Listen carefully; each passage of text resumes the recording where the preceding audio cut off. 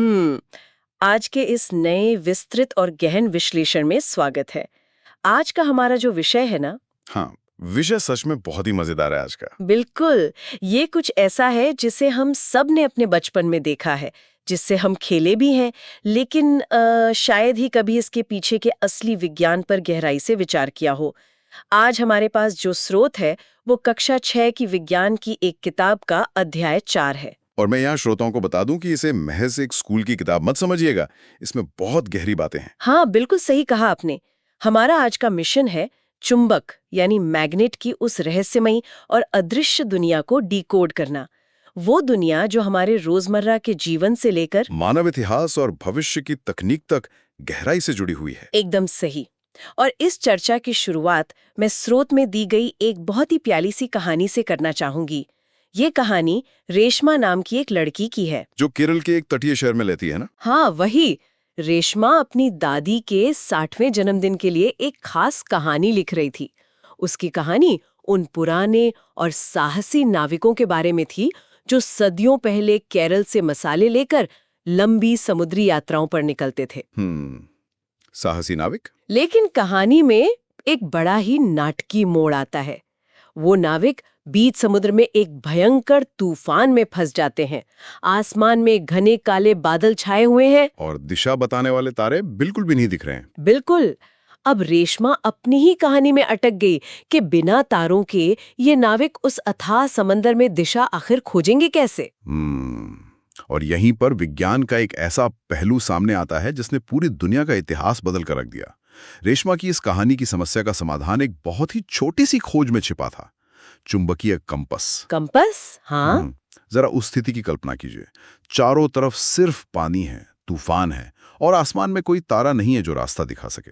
ऐसे में एक छोटे से पत्थर या लोहे के टुकड़े ने इंसानों को समुद्र के बीच रास्ता दिखाया। ये वाकई हैरान करने वाला है। बिल्कुल। एक प्राकृतिक पत्थर के इस छोटे से गुण ने पूरी दुनिया के वैश्विक व्यापार, खोज और नेविगेशन के नए दरवाजे खोल दिए। तो चलिए इसको थोड़ा विस्तार से समझते हैं। आखिर ये चुंबक है क्या और इसे क्या पसंद है? स्रोत बताता है कि प्राचीन काल में नाविक जिस चुंबक का इस्तेमाल करते थे वो प्राकृतिक रूप से पाया जाने वाला एक पत्थर था, जिसे लोडस्टोन कहा जाता था। हाँ, लोडस्टोन, प्राकृतिक चुंबक। सही कहा। लोडस्टोन प्रकृति का अपना बनाया हुआ चुंबक है। लेकिन इंसान हमेशा से जिज्ञासु रहा है ना। धीरे धीरे हमने ये सीख लिया कि लोहे के टुकड़ों से भी चुंबक बनाए जा सकते हैं, मतलब कृत्रिम चुंबक। और आज के समय में हमारे आसपास जो चुंबक दिखते हैं, चाहे वो प्रयोगशाला में हो, फ्रिज पे चिपके स्टिकर्स हो या किसी अलमारी के दरवाजे में, वे सभी कृत्रिम चुंबक यानी आर्टिफिशियल मैग्नेट ही हैं। हाँ, और ये अलग अलग आकारों में आते हैं। कुछ लंबे बार के आकार के होते हैं, कुछ यू शेप के होते हैं, कुछ गोल रिंग जैसे, तो कुछ एकदम बेलनाकार। बिल्कुल। लेकिन यहाँ जो सवाल सबसे ज्यादा सोचने पर मजबूर करता है वो ये है कि क्या चुंबक हर चीज से चिपक जाता है? यही तो इस अदृश्य बल की सबसे बड़ी खासियत है। चुंबक हर चीज को अपनी तरफ नहीं खींचता। उसकी अपनी एक बहुत ही सख्त पसंद होती है। सख्त पसंद मतलब वो भेदभाव करता है? एक तरह से हाँ। जब किसी चुंबक को लोहे, निकिल या कोबाल्ट जैसी धातुओं के पास ले जाया जाता है तो वो तुरंत एक अदृश्य बल के जरिए उन्हें अपनी ओर खींच लेता है। विज्ञान की भाषा में इन्हें चुंबकीय पदार्थ या मैग्नेटिक मटेरियल कहा जाता है। अच्छा, यानी अगर चुंबक को लकड़ी, रबर, प्लास्टिक या कांच के पास ले जाया जाए तो बिल्कुल कुछ नहीं होगा। ये अचुंबकीय या नॉन मैग्नेटिक पदार्थ हैं। चुंबक इनको पूरी तरह से नजरअंदाज कर देता है, जैसे वो वहां है ही नहीं। एकदम। और अगर हम इसको बड़े दायरे में देखें तो चुंबक का ये बुनियादी गुण और उसका ये जो भेदभाव करने वाला स्वभाव है ना, ये आज की आधुनिक तकनीक और रिसाइकलिंग उद्योग का बहुत बड़ा आधार है। वो कैसे? सोचिए, जब कचरे के बड़े बड़े पहाड़ जैसे ढेरों में से लोहे और अन्य काम की धातुओं को अलग करना होता है तो इंसान अपने हाथों से ये काम नहीं कर सकता। हाँ, वो तो संभव है। वहां विशालकाय क्रेन में लगे भारी चुंबक इसी सिद्धांत का इस्तेमाल करते हैं।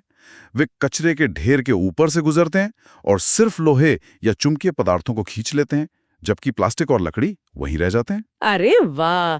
जो विज्ञान हमें एक साधारण सा खेल लगता है, वो असल में बड़े पैमाने पर हमारी दुनिया को व्यवस्थित रखने में मदद कर रहा है। बिल्कुल सही कहा। ये सच में हैरान करने वाला है कि बचपन के खिलौनों के पीछे का विज्ञान ही पूरी इंडस्ट्रियल दुनिया को चला रहा है। खैर, अब उस प्रयोग पर आते हैं जो चुंबकीय बल को देखने का सबसे बेहतरीन तरीका है। आप लोहे के बारीक बुरादे वाले प्रयोग की बात कर रही हैं? हाँ, वही प्रयोग। अगर कागज पर लोहे का बहुत ही बारीक बुरादा फैलाया जाए और उसके ऊपर एक बार चुंबक रख दिया जाए, तो जो नजारा सामने आता है वो किसी जादुई कलाकृति जैसा लगता है। बिल्कुल, क्योंकि बुरादा बेतरतीब तरीके से नहीं चिपकता। हाँ, वो एक बहुत ही खास पैटर्न बनाता है। और यहाँ बात सच में बहुत दिलचस्प हो जाती है। सारा का सारा लोहे का बुरादा चुंबक के बीच वाले हिस्से के बजाय उसके दोनों किनारों पर सबसे ज्यादा जाकर चिपकता है। एकदम गुच्छों की तरह। हाँ, ऐसा लगता है जैसे चुंबक के किनारों पर लोहे के बुरादे के दो घने गुच्छे बन गए हों और बीच का हिस्सा लगभग खाली रहता है। विज्ञान में इन किनारों को एक विशेष नाम दिया गया है। उत्तरी ध्रुव और दक्षिणी ध्रुव, यानी नॉर्थ पोल और साउथ पोल। बिल्कुल। ये प्रयोग हमें चुंबकत्व के सबसे मूलभूत नियमों में से एक दिखाता है।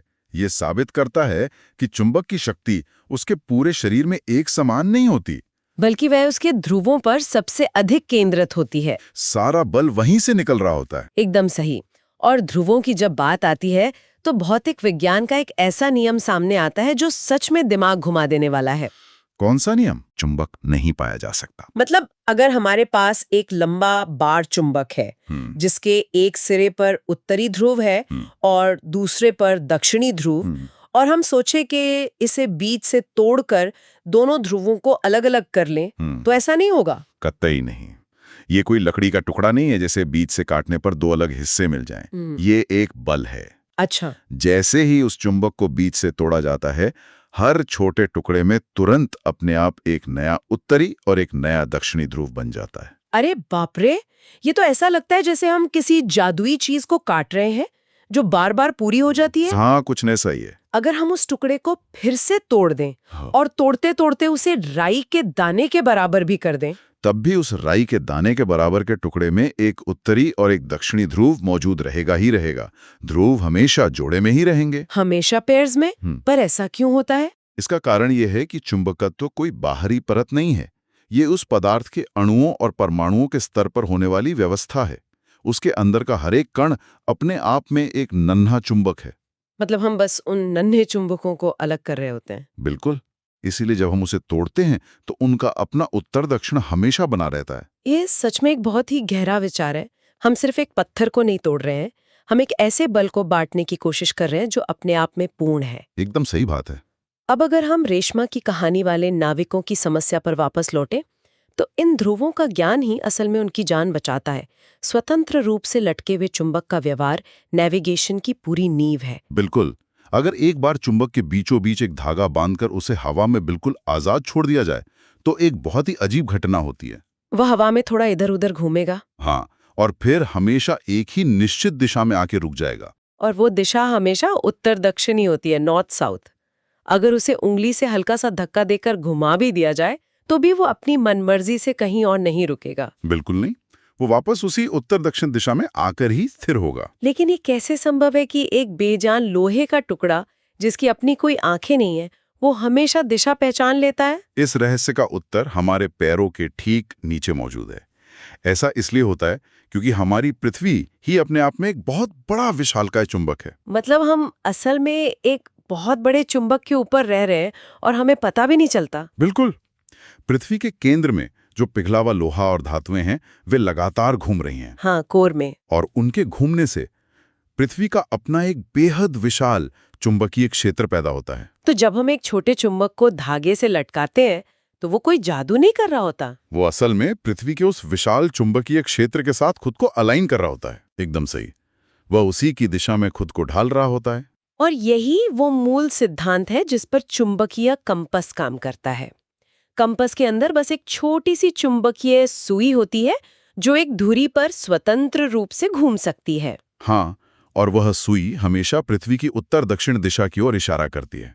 लेकिन ये तकनीक सिर्फ आधुनिक जहाजों तक सीमित नहीं है ना? बिल्कुल नहीं। और यहाँ जो सबसे रोचक बात है वो ये है कि दिशा जानने का ये तरीका और ये समझ आधुनिक काल की ही देन नहीं है। प्राचीन भारतीय नाविक भी समुद्र में दिशा जानने के लिए एक बहुत ही कमाल के यंत्र का प्रयोग करते थे। अच्छा, कौन सा यंत्र? उसे मत्स्य यंत्र कहा जाता था। मत्स्य यंत्र यानी मछली वाला यंत्र? हाँ, ये लोहे का बना एक मछली के आकार का छोटा सा टुकड़ा होता था। इस लोहे की मछली को पहले एक चुंबक में बदल लिया जाता था। फिर क्या करते थे? फिर नाविक तूफान या रात के समय जब तारे नहीं दिखते थे तो एक बर्तन में तेल भरकर उस मछली को तेल के ऊपर तैरा देते थे। पानी की जगह तेल का इस्तेमाल क्यों? क्योंकि तेल गाढ़ा होता है, वो उस लोहे की मछली को बहुत ज्यादा हिलने डुलने से रोकता है और उसे सुचारू रूप से घूमने देता है। समझ गई, विस्कोसिटी की वजह से। बिल्कुल। तेल के ऊपर तैरती हुई वो लोहे की मछली धीरे धीरे घूमकर हमेशा उत्तर दक्षिण दिशा में ठहर जाती थी। जरा उस दृश्य की कल्पना कीजिए।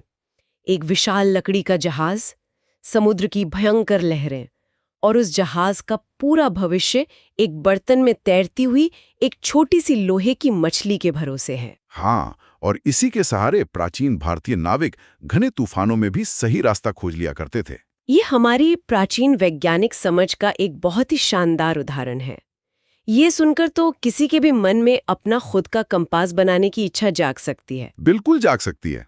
और अच्छी बात यह है कि स्रोत में एक बहुत ही मजेदार और आसान DIY गतिविधि दी गई है, जिससे कोई भी अपना खुद का चुंबक और कंपास बना सकता है। और इसके लिए किसी भारी मशीनरी की जरूरत नहीं है। बिल्कुल नहीं। इसके लिए बस एक साधारण लोहे की सिलाई वाली सुई की जरूरत होती है। अब उस सुई को चुंबक बनाने का तरीका बहुत ही खास है। हाँ, रगड़ने वाला तरीका। एकदम।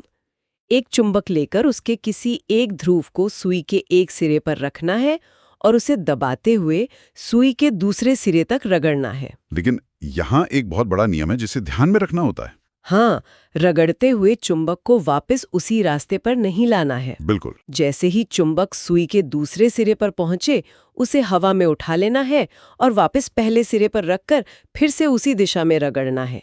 यानी रगड़ने की दिशा सिर्फ एक ही होनी चाहिए। एक ही दिशा में। हाँ, अगर ऐसा 30 से 40 बार किया जाए तो वो साधारण सी दिखने वाली सुई एक चुंबक बन जाती है। ये सुनने में एक साधारण सा खेल लगता है, लेकिन असल में इसके पीछे बहुत गहरी भौतिकी काम कर रही है।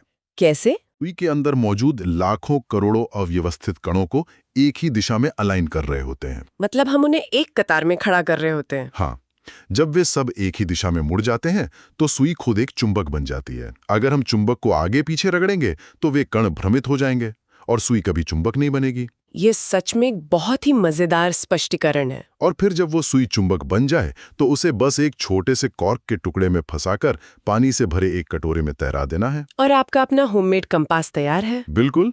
जब कॉर्क घूमना बंद करेगा तो वो सुई बिल्कुल उस मत्स्य यंत्र की तरह उत्तर दक्षिण दिशा ही बताएगी। इससे एक बहुत जरूरी सवाल उठता है। क्या? जब हम एक चुंबक बना लेते हैं और उसे किसी दूसरे चुंबक के पास ले जाते हैं तो उनके बीच किस तरह की बातचीत होती है? बातचीत? मेरा मतलब है, जब दो चुंबकीय क्षेत्र आमने सामने आते हैं तो वे एक दूसरे के साथ कैसा बर्ताव करते हैं। इस व्यवहार को समझना नेविगेशन से भी ज्यादा महत्वपूर्ण है। हाँ, क्योंकि वे शांति से तो बिल्कुल नहीं बैठते। उनके बीच एक बहुत ही स्पष्ट नियम काम करता है। बिल्कुल। जब दो चुंबक पास लाए जाते हैं तो समान ध्रुव हमेशा एक दूसरे को दूर धकेलते हैं, लाइक पोल्स। इसे विज्ञान में प्रतिकर्षण या रिपल्शन कहते हैं। यानी अगर हम एक चुंबक के उत्तरी ध्रुव को दूसरे चुंबक के उत्तरी ध्रुव के पास लाएं या दक्षिणी को दक्षिणी के पास लाएं तो वे एक दूसरे से दूर भागेंगे। हम अपने हाथों से उस दबाव को महसूस कर सकते हैं। ऐसा लगता है जैसे कोई अदृश्य रबर बैंड उन्हें मिलने से रोक रहा हो। और इसके ठीक विपरीत असमान ध्रुव हमेशा एक दूसरे को अपनी ओर बहुत तेजी से खींचते हैं, अनलाइक पोल्स। इसे आकर्षण या अट्रैक्शन कहा जाता है। उत्तरी और दक्षिणी ध्रुव एक दूसरे से बस चिपक जाना चाहते हैं। इस नियम को स्रोत में एक बहुत ही प्यारे मैग्नेट कार वाले प्रयोग के जरिए समझाया गया है। हाँ, वो प्रयोग देखने में जितना आसान है उतना ही गहरा भी है। बिल्कुल। अगर दो खिलौना कारों के ऊपर चुंबक लगा दिए जाएं और उन्हें ऐसे रखा जाए कि दोनों के समान ध्रुव आमने सामने हो, तो एक कार दूसरी कार को बिना छुए ही पीछे धकेलने लगती है। हम सब ने शायद कभी न कभी बचपन में ये किया है। एक कार दूसरी से दूर भागती है। ये किसी जादू की तरह दिखता है, लेकिन जब हम इसे वैज्ञानिक नजरिए से देखते हैं तो हम असल में एक अदृश्य फोर्स फील्ड को देख रहे होते हैं जो भौतिक सीमाओं को नहीं मानता। और ये अदृश्य बल सिर्फ हवा में ही काम नहीं करता। चुंबक का यह प्रभाव किसी साधारण दीवार या अचुंबकीय पदार्थ से भी नहीं रुकता। हाँ, स्रोत में ये बहुत स्पष्ट रूप से बताया गया है कि अगर चुंबक और किसी लोहे की चीज या कंपास के बीच एक लकड़ी का मोटा टुकड़ा, कोई गत्ता, प्लास्टिक की शीट या यहां तक कि कांच भी रख दिया जाए तो भी चुंबक का बल उनके आर पार काम करता है। यानी अगर मैं कांच के एक तरफ चुंबक रखूं और दूसरी तरफ लोहे की कील, तो वो कील उस कांच के पार से भी चुंबक के साथ हिलेगी। बिल्कुल हिलेगी। यह सच में एक ऐसा बल है जिसे हम अपनी आंखों से देख नहीं सकते, लेकिन वो लगातार काम कर रहा होता है। एकदम सही।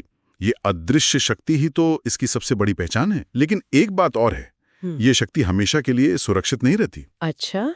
ये कोई ऐसी चीज नहीं है जो एक बार बन गई तो कभी खत्म नहीं होगी। अगर इसकी सही देखभाल न की जाए तो चुंबक अपनी शक्ति पूरी तरह से खो भी सकते हैं। तो आखिर इन सब का मतलब क्या है? इतनी मेहनत से अगर कोई चुंबक बनाया जाए या प्रकृति ने उसे बनाया हो, तो उसे बचाया कैसे जाए? स्रोत में इसके लिए कुछ बहुत ही साफ और स्पष्ट चेतावनियां दी गई हैं। हाँ, क्योंकि चुंबकीय शक्ति हमेशा के लिए आश्वस्त नहीं है। उसके नष्ट होने के कुछ बहुत ही आसान तरीके हैं जिन्हें अक्सर लोग अनजाने में कर बैठते हैं। जैसे कि अगर किसी चुंबक को आग पर गर्म कर दिया जाए, या उसे किसी बहुत ऊंची जगह से जमीन पर जोर से गिरा दिया जाए, या फिर उस पर हथौड़े से जोरदार वार किया जाए, तो वो अपनी चुंबकीय शक्ति पूरी तरह से खो देता है। और इसके पीछे का विज्ञान भी वही है जिसकी हमने पहले चर्चा की थी।